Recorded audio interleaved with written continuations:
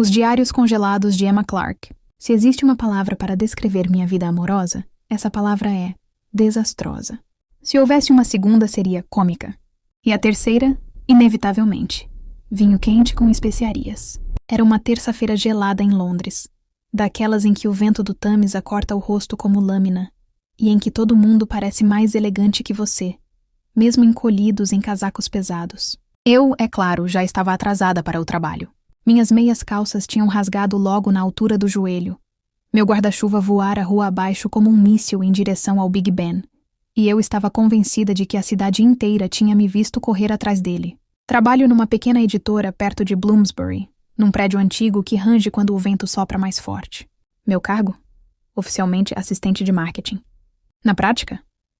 A moça que conserta a impressora responde a autores carentes e lembra o chefe de que Excel não é uma ferramenta mágica. Foi nesse cenário pitoresco que ele surgiu. James Whitmore, editor-chefe recém-contratado, com aquele ar de quem tomou um café perfeito em Notting Hill antes de chegar. Alto, cabelo castanho bagunçado de propósito, casaco de lã cinza que provavelmente custava mais que meu salário anual. Ele entrou na sala com passos firmes, como se fosse dono do inverno inteiro. Eu, obviamente, tropecei na minha cadeira e derrubei uma pilha de manuscritos no chão. Nosso primeiro contato foi digno de Oscar. "Está tudo bem?" Ele perguntou, abaixando-se para me ajudar. "Claro, só estava testando a gravidade. Funciona", respondi, com a cara mais vermelha que um enfeite de Natal. Naquele instante decidi. Estava oficialmente apaixonada. Mas como toda boa história desastrosa, não era só James que rondava meus pensamentos. Tinha também Oliver Bennet, meu ex-namorado. 2 anos juntos, muito chá, muitas brigas, e um término digno de tragédia shakespeariana.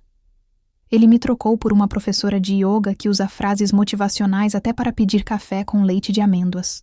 E para meu azar, Oliver começou a ressurgir, feito assombração em noite de neblina londrina. Mensagens no WhatsApp, convites casuais para uma caminhada no Hyde Park, curtidas suspeitas em fotos antigas no Instagram. Como se não bastasse, minha mãe, uma inglesa pragmática que acha que sentimentos são coisas inúteis, vivia repetindo ao telefone: "Emma, darling, já passou dos 30. Está na hora de pensar em estabilidade."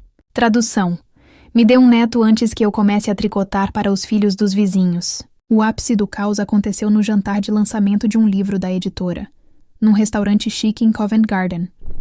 Eu, obviamente, bebi uma taça de vinho a mais. Quando James se aproximou para conversar, tentei parecer sofisticada e derrubei molho de tomate no casaco dele. No casaco caro. No casaco lindo. Ele apenas riu, disse: "Acontece", e piscou de leve. Mas eu sabia. Socialmente, eu jamais me recuperaria. Na semana seguinte, algo inesperado aconteceu. James começou a puxar conversa comigo, no meio da rotina gelada do escritório.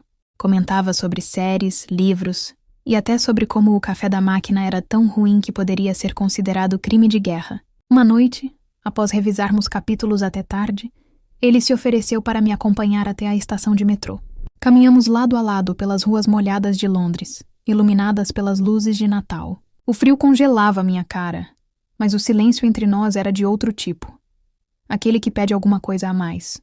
Meu cérebro gritava: "Beija ele, sua idiota!" Mas minha boca, como sempre, estragou tudo.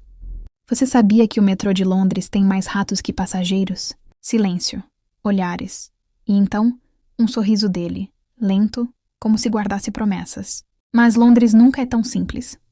2 dias depois, Oliver apareceu de surpresa na porta da editora. Um buquê de flores baratas na mão, um casaco encharcado da chuva e um discurso pronto, que tinha mudado, que a professora de yoga era apenas uma fase, que nunca me esqueceu.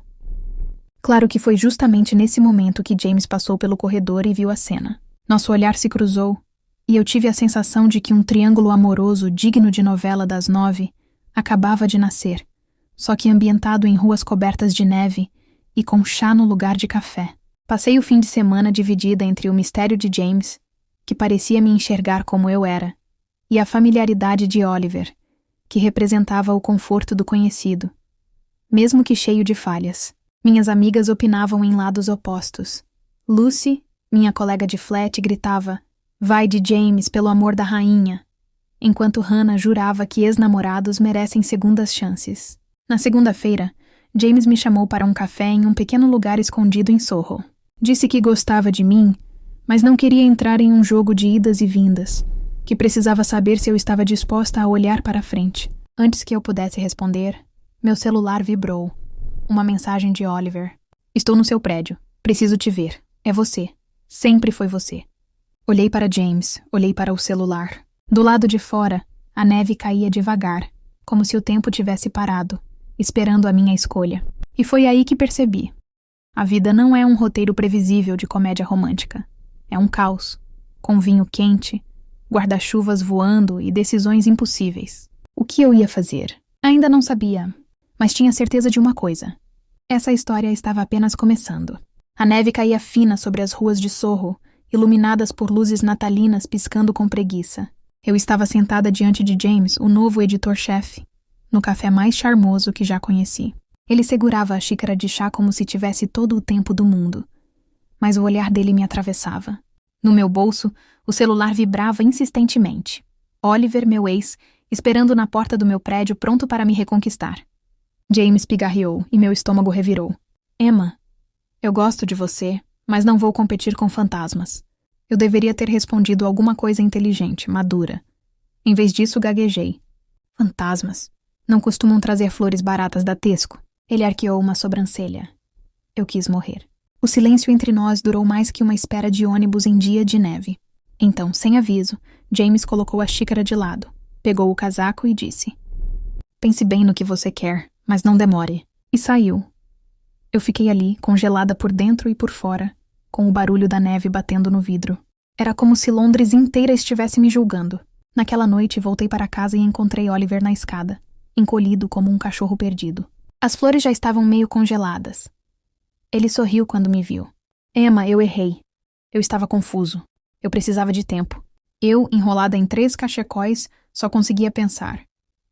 Será que ele acha que sou uma estação de trem para ele voltar quando quiser? Mas admito, havia um conforto perigoso em vê-lo ali. Oliver conhecia meus piores momentos. Minha mania de cantar desafinada enquanto cozinhava, meu vício em chocolates da Marks & Spencer, até minha habilidade em perder guarda-chuvas. Ele fazia parte da minha bagagem. O problema era: será que eu ainda queria carregar essa bagagem? Os dias seguintes foram uma confusão. No trabalho, James me tratava com polidez britânica exemplar, mas o ar entre nós parecia carregado, como um trovão prestes a explodir. Oliver, por outro lado, tentava me conquistar com pequenos gestos. Chocolates, bilhetes, convites para patinar em Somerset House. Eu me sentia como Bridget Jones versão congelada, confusa, atrasada para reuniões e com o coração repartido entre o novo e o velho. Na véspera de Natal, a editora organizou um coquetel. Eu estava determinada a não beber vinho demais. Falhei, obviamente. No meio da festa, Oliver apareceu sem ser convidado, dizendo que queria brindar a nós dois. James, por sua vez, estava do outro lado da sala, conversando com uma autora famosa, mas os olhos dele procuraram os meus. Foi nesse instante que percebi. Eu não podia continuar em cima do muro. Peguei meu casaco e saí na neve. Os dois me seguiram. Ali, na calçada iluminada por luzes natalinas, respirei fundo e disse: eu não sou um troféu e não vou ficar dividida. Eu preciso escolher. Oliver me olhou ansioso. James em silêncio esperava. E então, sem hesitar, caminhei em direção a James, porque ele representava o desconhecido, o futuro, e não um passado repetido. Oliver abaixou os olhos, derrotado. Eu senti um aperto no peito, mas também uma leveza que não sentia há anos. James me encarou por um segundo que pareceu eterno. Depois, sorriu. Um sorriso pequeno, mas cheio de promessas. E ali, na neve de Londres, ele segurou minha mão. Não houve beijo cinematográfico, nem fogos de artifício. Apenas um gesto simples, mas que dizia: estamos juntos nessa, passo a passo. Algumas semanas depois, ainda havia neve, ainda havia confusão, e ainda havia eu, tropeçando na vida. Mas dessa vez, não sozinha. James e eu começamos devagar, com cafés, conversas e risadas. Oliver! Ele desapareceu do mapa, como um fantasma que finalmente encontrou paz. E eu? Eu aprendi que o amor não é sobre repetir velhos erros, mas sobre se permitir escrever uma nova história, mesmo que seja caótica, mesmo que envolva vinho demais e neve no cabelo. Talvez eu ainda tropece em cadeiras, talvez eu ainda derrube molho em casacos caros, mas agora pelo menos tenho alguém para rir disso comigo. E essa definitivamente não é o fim, é apenas o começo.